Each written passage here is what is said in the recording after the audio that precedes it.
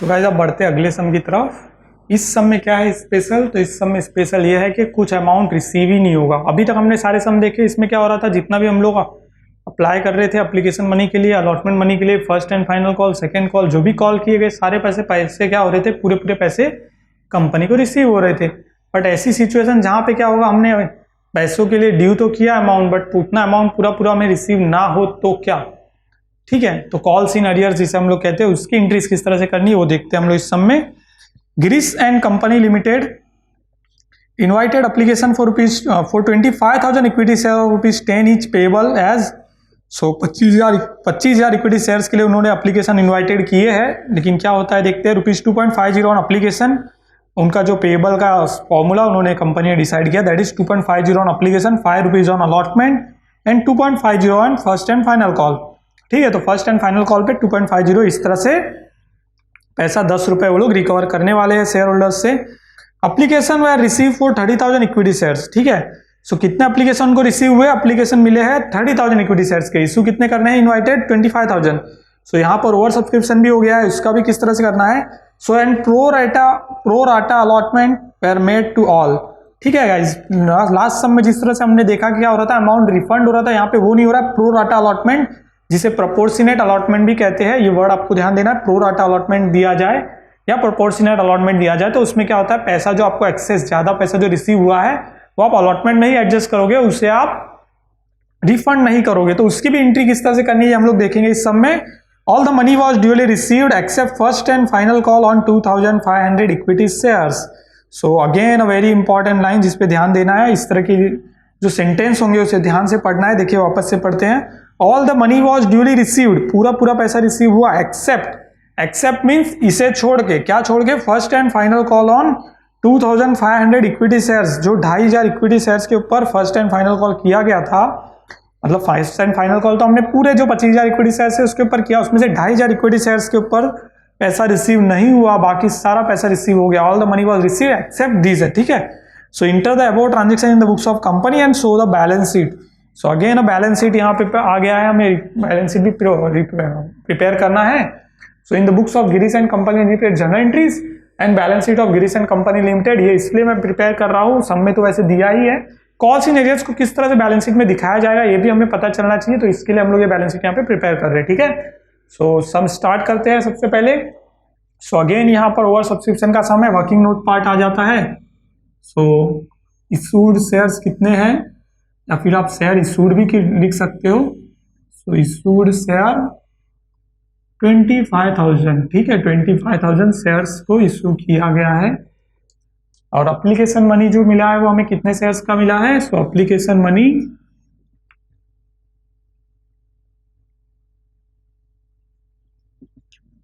Money हमें मिला है 30,000 का। 30,000 इंटू ₹2.5 के हिसाब से मिला है। तो ये इसको जब हम लोग इंटू कर रहे हैं आ रहा है 75,000 रुपये हमारे पास आ रहा है।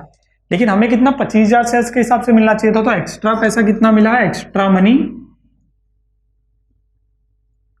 वो हम लोग देखते हैं। एक्स्ट्रा मनी हमें कितना मिला है, तो 5,000 शेयर के ऊपर ₹2.5 के हिसाब से हमें ज्यादा पैसा मिला है, जो कि होता है 12,500, ठीक है। तो इसके बाद ये जब ये दो इसमें से ये अमाउंट माइनस करने पे हमें मिल जाएगा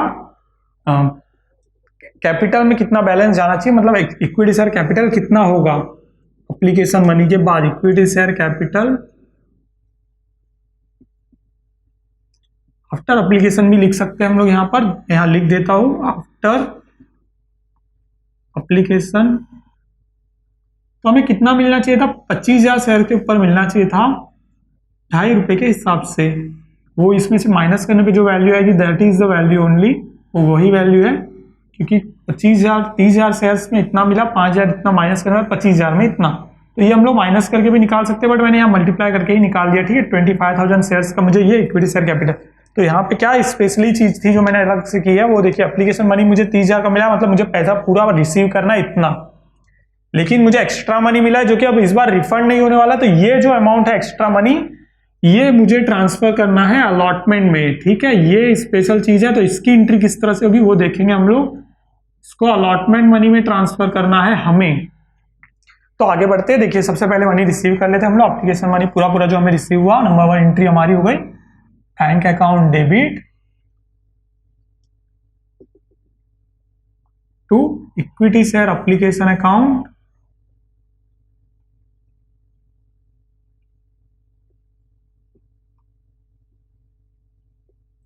ठीक है। इक्विटी शेयर एप्लीकेशन में डाल दिया मैंने, जितना पैसा रिसीव हुआ, कितना रिसीव हुआ 75,000 के इक्विटी शेयर एप्लीकेशन हमें आए हैं। सो ये तो हमारी एंट्री हो गई। Being equity share application money receive for 30,000 equity share of at ₹2.5 each, इस तरह से आप डाल सकते हो। या being equity share application money receive for 30,000 equity share, इस तरह से भी आप डाल सकते हो एप्लीकेशन की एंट्री। इसके बाद आ जाती है वेरी इंपॉर्टेंट एंट्री, जो इसके अंदर वेरी इंपॉर्टेंट रोल प्ले करेगी। अगर हमने ये अलॉटमेंट मनी मतलब एक्स्ट्रा मनी को अलॉटमेंट मनी में डालते हैं, जिसे हम लोग कहते हैं pro rata allotment, pro rata, और इसे प्रोपोर्शनेट भी कहा जाता है। तो आपको ध्यान देना इस तरह के वर्ड सब में कभी भी आए तो, ठीक है। प्रो राटा या प्रोपोर्शनेट अलॉटमेंट कहा जाता है। तो उसके अकॉर्डिंगली हमें ये पैसा जो एक्स्ट्रा मिला है उसे भी डालना है अलॉटमेंट में। तो अलॉटमेंट में एक साथ डालना है। एंट्री किस तरह से होगी वो मैं आपको बताता हूँ।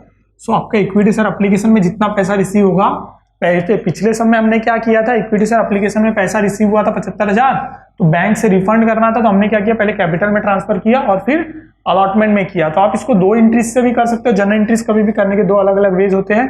आप क्या कर सकते हो, इक्विटी शेयर एप्लीकेशन में सिंपल वे से ही जाता हूँ। चलिए हम लोग क्या करेंगे, जो हमारा इक्विटी शेयर कैपिटल में जाना चाहिए वही अमाउंट हम लोग ले लेते हैं, जैसे पिछले समय हमने किया था। ठीक है, क्या किया था, equity share application account debit to equity share capital account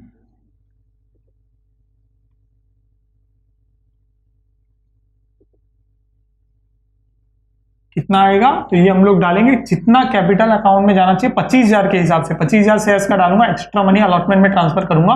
तो कैसे करेंगे वो देखते हैं। पहले 25,000 शेयर्स का जो 62,500 होता है वो मैंने ट्रांसफर कर दिया एप्लीकेशन में से कैपिटल में। ठीक है, यहाँ पे हम लोग लिख लेंगे be equity share application money transfer to equity share application money transfer to equity share capital account for 25,000 shares, इस तरह से डाल दिया।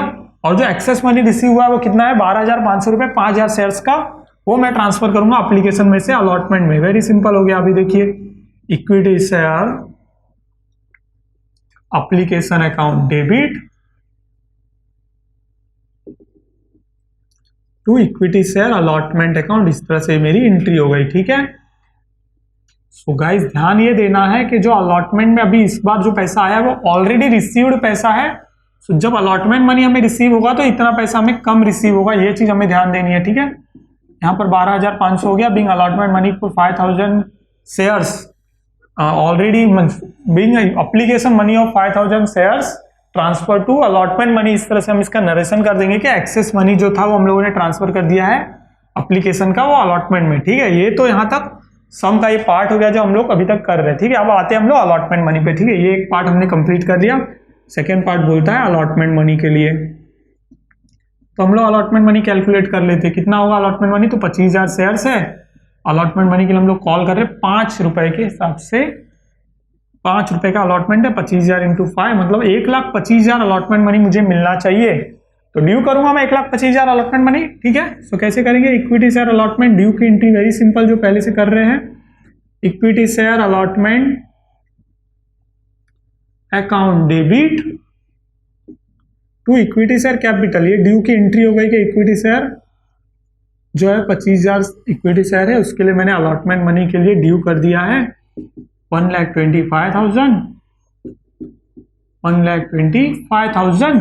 मुझे इक्विटी शेयर अलॉटमेंट में 1,25,000 रुपए आने चाहिए। कैसे आएंगे, तो वो 25,000 शेयर 5 रुपए के हिसाब से अलॉटमेंट कर रहा हूँ। नरेशन लिखूंगा मैं, being equity share allotment money due for 25,000 share at ₹5 each. ठीक है, being equity share allotment money due for 25,000 shares at ₹5 each, ये हो गया इसका नरेशन।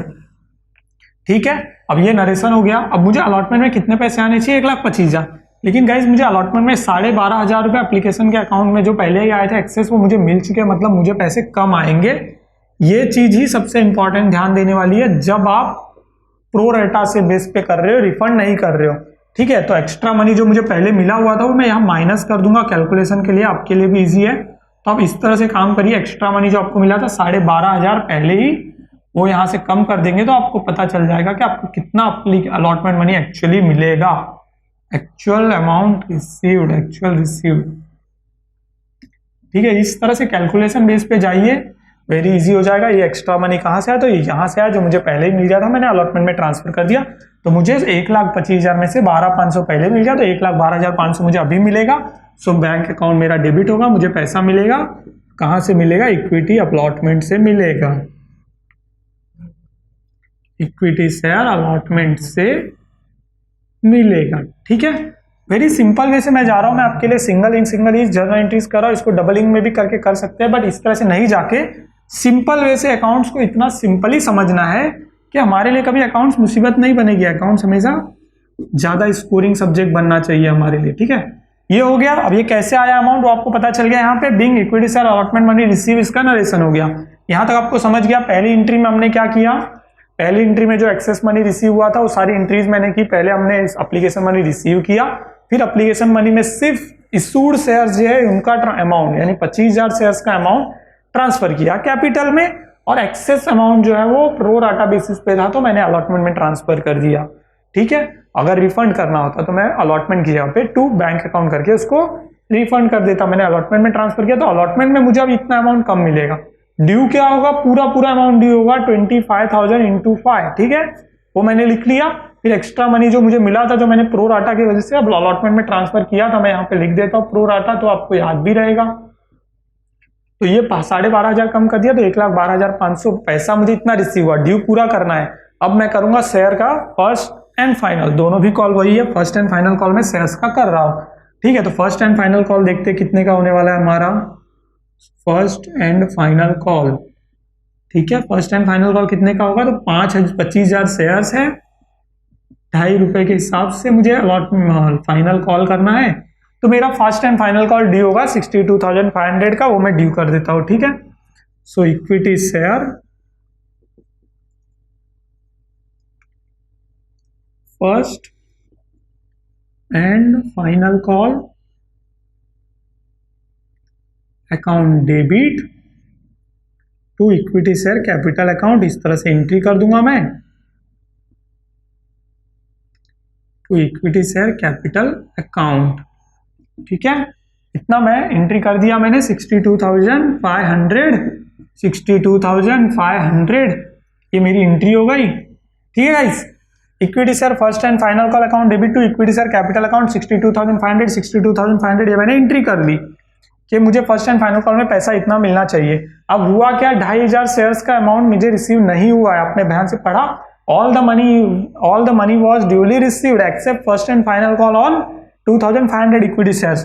तो यहाँ पर जब फर्स्ट एंड फाइनल कॉल में मुझे सिर्फ कितना 2,500 नहीं मिल रहा है, मतलब 25,000 में से 2,500 शेयर्स का पैसा नहीं मिल रहा, तो कितने शेयर्स का, सिर्फ 22,500 शेयर्स का पैसा मुझे मिल रहा है। तो अब मैं क्या करूंगा, बैंक अकाउंट में रिसीव कितना करूंगा अपने पैसे, बैंक अकाउंट में 22,500 शेयर्स का 2.5 रुपए के हिसाब से जो अमाउंट होता है वो सिर्फ मैं रिसीव करूंगा, ठीक है। वो कितना होता है, इंटू करेंगे तो 56,250 रुपीज में रिसीव करूंगा। बचा हुआ अमाउंट जो 2,500 शेयर्स का है वो मेरा होगा कॉल्स इन अरियर्स। इसकी एंट्री किस तरह से करनी है बताता हूँ, निकाल लेते हैं पहले अमाउंट हम लोग, ठीक है। कॉल्स इन अरियर्स मतलब जो पैसा कॉल करने के बाद रिसीव नहीं हुआ वो कितना है, 2,500 इंटू 2.5 शेयर्स के हिसाब से 6,250 होता है, जो इसमें से माइनस करने पे भी आपको यही फिगर मिलेगा। सो गाइस ध्यान यह देना है, जो मैंने अलॉटमेंट में किया वही फर्स्ट एंड फाइनल कॉल में पैसा कितना रिसीव हुआ दैट डजंट मैटर। अगर आप ड्यू कर रहे हो, ड्यू करते टाइम आप पूरा अमाउंट ड्यू करोगे, तो पूरा अमाउंट मैंने पहले ड्यू कर दिया, फिर मैंने बैंक अकाउंट में पैसा लूंगा मैं यहाँ पर जो मैंने इसके बाद डाला है, बैंक अकाउंट डेबिट